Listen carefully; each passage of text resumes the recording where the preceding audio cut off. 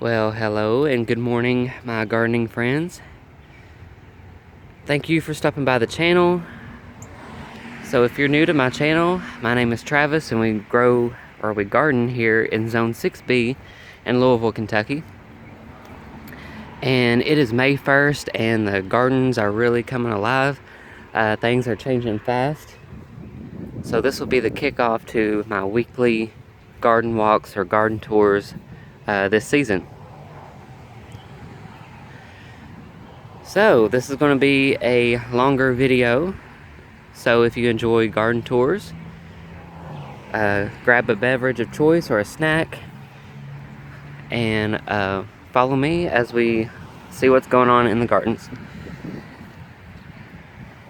Spirea's Gold Flame really giving me that bright color, foliage color, which is needed in every garden.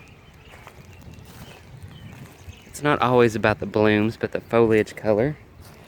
And these will get those pink flowers on them. Not a lot. I know some varieties or some people's, they'll just flush out with all kinds of pink flowers. But mine don't go too crazy. Barberry, I think it's a pygmy barberry. But nice foliage color again, like I was saying. Burgundy with that green. Looks pretty good together. Of course, our Russian sage has put on more growth since the last video. There's just a drift of those here.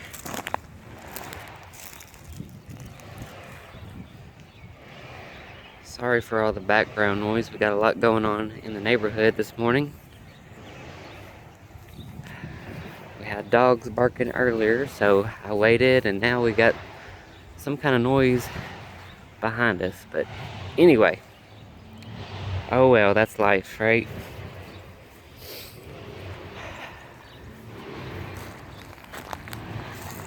Blue chip, I think, is what these are. Butterfly bushes.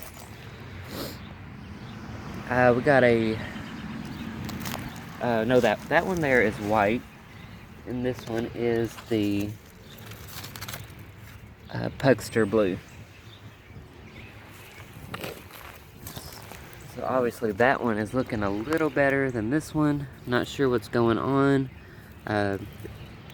It might be new growth there in the bottom. So hopefully these come back. And then we got another blue one, Pugster blue here. And I'm just kind of testing these out to see how they do. If they do okay, I'll probably go back and get 2 or 3 more to mirror on the other end, right in there. Let's see, what else is starting? Catmint, Nepeta. I'd say this time next week, these will be full of blue flowers. Might need to move this one. It's not getting as much sun as the others, but those will be big blue clumps of flowers on those. And yes, I have lots of weeds in here, but my plan is my husband's going to get a bunch of cardboard for me from work, and I'm going to lay cardboard in here like I've done last year. I started, and just lay a thick layer down and then put a thick layer of mulch on top of that to kind of clean up this, because I got creeping, I think this is creeping Charlie weed, and I hate this one, the green onions or the wild onions. Those are so hard to pull and they always come back. So roses here, the knockouts, got lots of buds on them. I'd say within the next week or so those will be starting to bloom as well. Here's that awful privet hedge that I hate so much. I have cut so much down, which I'll talk about that in a minute. But yeah, I do not like privet hedge. But in here, amongst the privet hedge and the weeds, is another barberry, and that might get moved out too. I don't know. I could just trim up the roses a little bit so that the barberry has room to grow and fill out. Yeah, more weeds I need to mulch over, and another clump of nepeta. Alright, so I won't bore you too much with stuff that's not blooming or whatever. This weekend I was able to get out here, and like I said, that privet hedge that I hate so much, I was able to get out here and chop that as low as I could get it. But even this looks a whole lot better than what it was. So if you remember, this time last year, all of this in here was brush and vines and trees. Privet hedge, you name it, it was in here. Poison ivy, I've already got some poison ivy on my arm, but I don't know. I get it every year, so it is what it is. I could just look at poison ivy and get it. But I did spray the poison ivy. Here it is, growing on this tree. So hopefully it's on its way out. But yeah, this time last year I tore all that out. It took me 3 large dumpsters to get all of that mess out of here because it was just too much to load on a trailer, like you just wouldn't believe. So you can go back and check out those videos. I think I got it on video anyway, on my channel. So anyway, the go here is to clean all this out. I would love to get all the stumps grinded out of here, pulled out of here. But this is just going to be a nice landscape, flower bed, berm, whatever you want to call it. That is the goal anyway, through here. And I think like right in here where the old bushes and whatever they were, thinking about doing hydrangeas. I don't know if I'm going to go with the limelights like we have across the front of the house, or some kind of white blooming hydrangea I'm going to put down through here. Definitely going to layer it up. I love layers of gardens. So this will just be a lush garden area through here. Of course, I got to get in here and put either plastic or the cardboard down and freshen up the mulch. This is a wine and roses Weigela.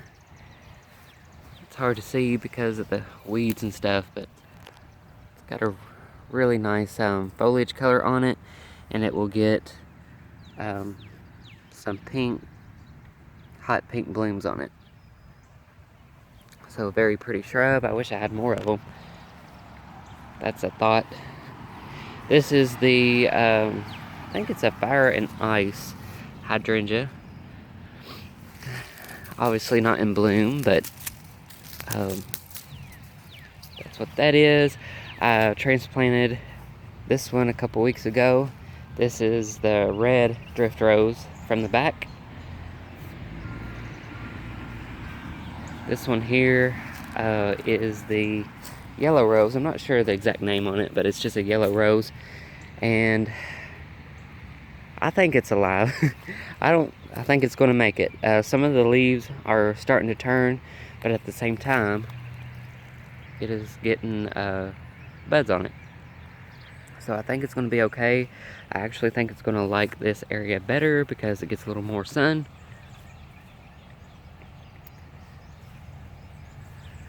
These lilies are coming out of here. These are the red lilies, and I'm just not wanting red right here in this area. I want to stick with the purples and the whites and the cool colors. So I don't know if I'm going to keep them or give them to a friend or somebody that wants them. Really kind of sticking with my color palette this season. These are the Annabelle Hydrangeas that I chopped down last fall in hopes that they would rejuvenate and actually bloom like they're supposed to. So this is their last year here if they don't perform well. So yeah. Got another red rose over here. And then I'm thinking in this corner, sorry about the traffic and the noise.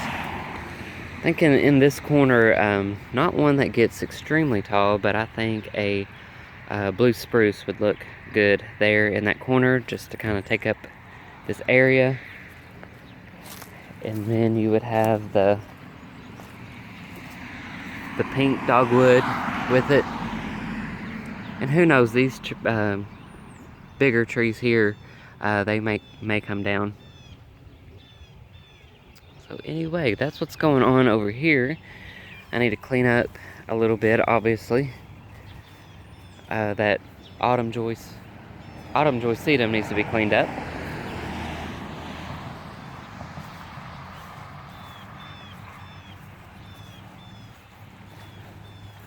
Got miscanthus grass.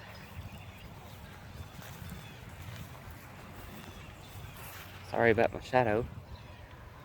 And I transplanted coneflower. I think this is the orange coneflower. So I got one there and one there. And then this is a butterfly bush. Another miscanthus grass. So anyway, this is a work in progress. I'm sure I'll be working on this for years. Although we do plan on moving in a couple years, but who knows, with everything as crazy as it is and the price of homes these days, who knows. So, but while we're here, I'm going to do what I want to it, right? You got to be happy. Alright, let's go to the back. These will be full of blooms. Knockout rose, pink. It's a mix between I don't know, a hot pink and a red. And then this one is my all-time favorite rose. It's a yellow one, and it is the most fragrant rose I have ever smelled.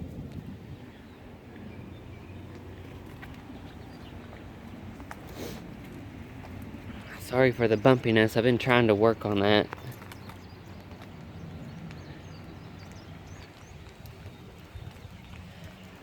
So now is the time of year where all the helicopters fall off of our maples and make a huge mess. If I was rich, I would have them all taken down, but I can't. I think I talked about this before in the last video. Got a hedge of purple salvia going here.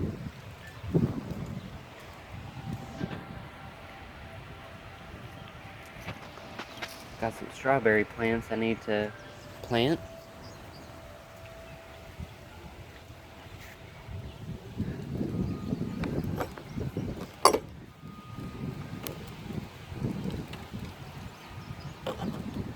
So I did a lot of weeding this week. I know it doesn't look like it, but this bed here was full of weeds.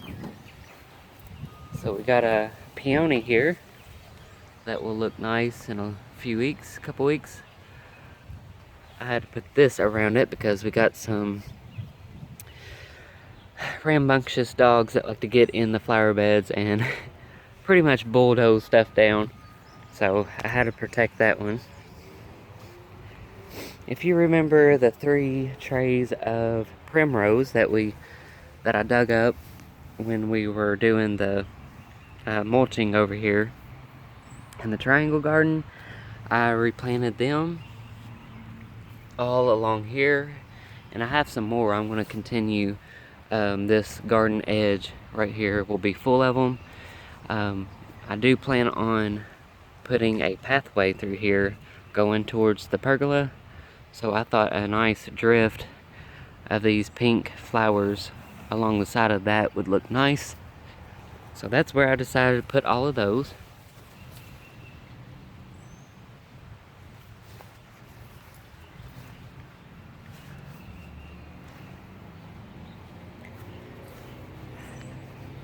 This is sweet autumn clematis. Not looking its best, but I dug that up from the back and moved it there. Right. Trying to take my time so I don't make y'all sick. Veronica coming up in here. Some weeds I still need to clean out. This is another peony.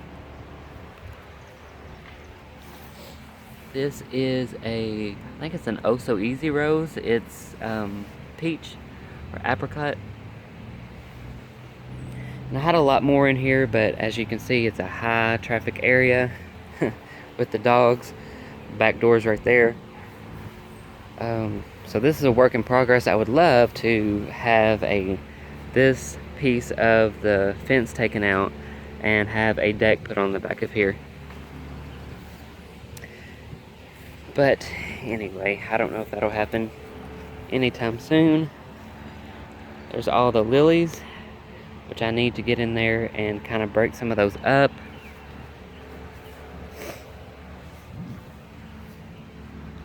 White poppies still coming up. Columbine is now blooming.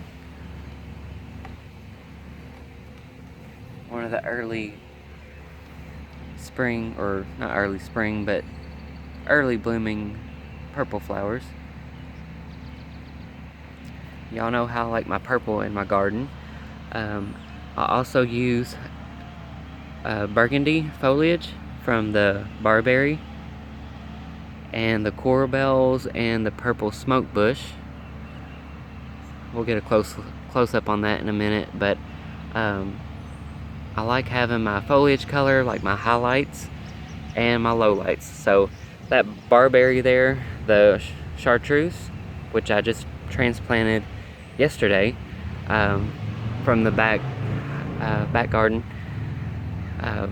I would consider that a highlight, and then the darker things is a low light. So it doesn't always have to be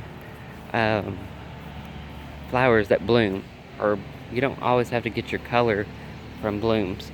So definitely take foliage color into consideration. I transplanted this white, and I'm trying to keep my shadow out of there. Hopefully I don't sit in dog poop. But transplanted this white iris here. I thought when this white iris fills out, it would look nice against the purple smoke bush there. Got a rose in there and a sedum. Not sure what this variety of sedum is, but I like it. Of course, the lamb's ear that I have clumps of around a lot of my gardens on the borders.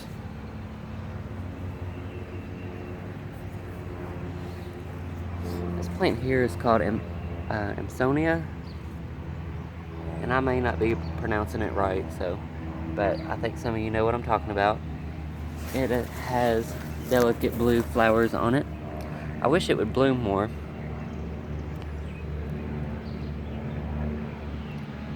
Light blue flowers. Another peony in here. We've got phlox coming up, as well as glads, and I'm thinking about gladius moving these, because I'm really trying to stick with my color palette, especially in this garden. I really like that cool color palette, and I think those are like hot pink and yellow and red, so we'll see. Those will probably get moved somewhere else. I think this is a snowball bush here. course, my bee balm that I'm super excited about. Now this bee balm here is red, so it might be coming out of here too. But it takes forever for me, for some reason, for this bee balm to spread. And I love the lipstick red. This was from my neighbor across the street. And it's hard to find at garden centers that lipstick red. You can always find the purple or the pink, but it's hard to find the red anymore. Huge clump of purple irises, which I absolutely love. My grandma had a whole row of these at the edge of her woods. I think she still does, but I remember running down there as a kid, and the blooms smell like grapefruit juice.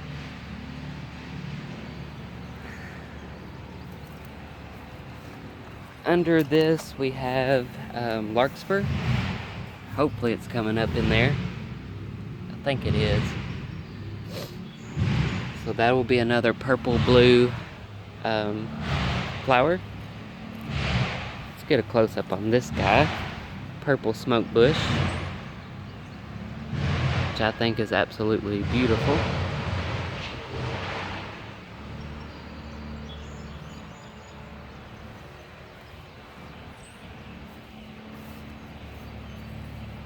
Let's see, should we walk around the backside this way? Okay, let's do that. So I can give you guys an idea of how I want this to look. I'll be planning up my bird cage soon. And we got 3 more minutes or so on this video, so this might be part 1 of this tour. So if the video cuts off, just be waiting for the second part, or anyway, we'll catch up in a part 2. So the plan for these 3 fence panels is I want to get 3 black trellises, and they'll go in the center of each panel, and I'll be planting something, of course, on them. I just don't know what yet. I want to get the emerald green arborvitaes, and I will be starting on this side. I'll be doing the same thing over there, like I said before, along that side of the fence, but starting here, probably 3 of them. I want to put those in the center of each fence panel. So one here, one there, and then this rose will come out, most likely, and I'll put one there. Doesn't that fence look nice? So, let me back up for a minute. I don't know if you guys can see this in the video, but you can hopefully see that I'm trying to create a little curved path here with hopefully the bottles kind of show that. But my plan is to put flagstone down, and plant it full of a ground cover. This is the ajuga. So I'm thinking like a gray flagstone in here, not completely full, just enough where you can walk on it. And then we'll fill the rest of the space up with the purple ajuga ground cover. So hopefully you can kind of see this.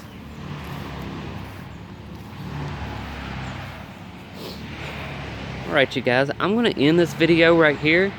So this will be the first part of the first of the garden tours this season. So if you held on this long, I really appreciate it. It's going to get lengthy, but I appreciate you watching, and I'll see you in part 2.